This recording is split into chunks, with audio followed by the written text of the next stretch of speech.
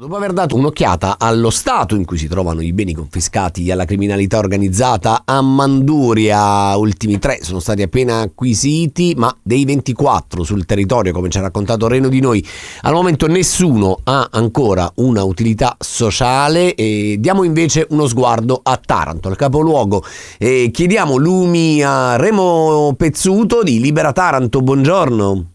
Buongiorno Francesco, buongiorno a tutte e tutti.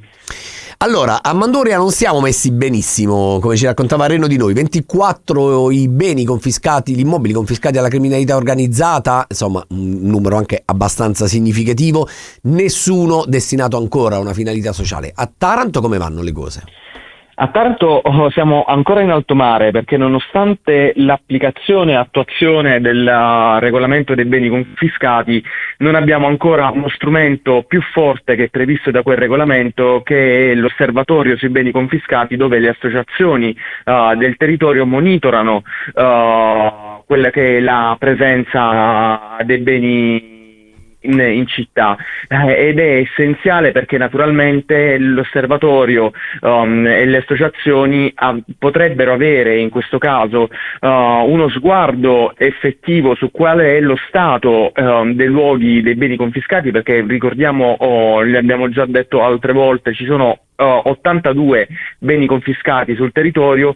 Sappiamo che alcuni sono stati negli anni in via diretta destinati da parte delle amministrazioni passate, alcuni anche nell'ultima fase di questa dell'amministrazione passata, ed abbiamo avviato con l'amministrazione attuale un dialogo per l'immediata conferimento e chiamata alle armi, se posso utilizzare questo termine poco consono, per capire qual è la situazione. Abbiamo una vaga idea del numero, per esempio, Remo, rispetto a Taranto, quanti ce ne sono? Allora, sono 82 quelli là presenti sul sito dell'ASB di confiscati bene sulla città di Taranto. L'ASB, lo spieghiamo per chi ci ascolta, è l'Agenzia Nazionale che si occupa dei beni confiscati. Sì, perché poi una volta che vengono confiscati vengono poi affidati all'ente comunale, e l'ente comunale dovrebbe non soltanto in chiave trasparente divulgare la loro presenza sul territorio attraverso il sito, cosa che non sempre viene fatto. Altri comuni non ce l'hanno, il comune di Taranto sì. Ci sono dei progetti attualmente ancora esistenti su una casa per donne vittime di violenza. Ci dicevano dagli uffici dovrebbe essere ultimato tra poco i lavori, ma non posso divulgare qual è la zona, naturalmente per questioni certo. di tutela di sicurezza delle donne.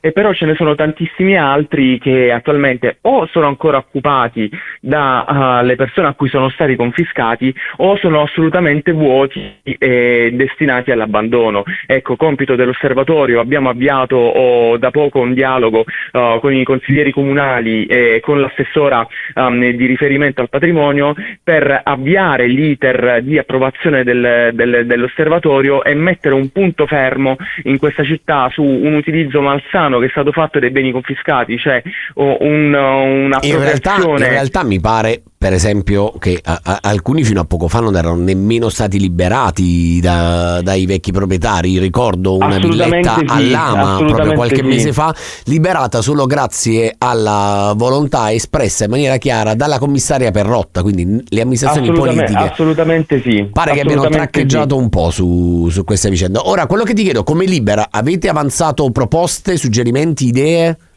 Allora, noi abbiamo già delle proposte con alcune associazioni per partecipare. Naturalmente noi abbiamo perso nella vacanza, diciamo, dell'amministrazione con le elezioni, un momento essenziale, che era quello del bando del finanziamento da parte della Regione Puglia di 11 milioni di euro per il riutilizzo sociale dei beni confiscati. Non avendo avuto un'amministrazione, diciamo, con pieni poteri in politica in quel momento, non ci ha permesso di partecipare partecipare alla coprogettazione sulla regione, cosa che abbiamo fatto ad esempio sul comune di Martina Franca. Abbiamo già presentato dei progetti, speriamo che vengano finanziati per poter vedere la loro realizzazione. Sulla città di Taranto ci stiamo muovendo proprio in questo senso, perché abbiamo individuato alcuni beni confiscati un po' più diciamo alla luce del sole rispetto ai tantissimi appartamenti che esistono, in modo tale da presentare dei progetti essenziali di riutilizzo in chiave di economia collettiva e in chiave di soprattutto esercizio collettivo della democrazia in città, che manca. E soprattutto magari anche in un senso anche proprio simbolico, visibile, per dare insomma chiarezza che lo Stato e la comunità si riappropriano di ciò che era stato illegalmente accumulato. Intanto grazie a Remo Pezzuto di Libera Taranto per essere stato con noi. Grazie Francesco, grazie a voi.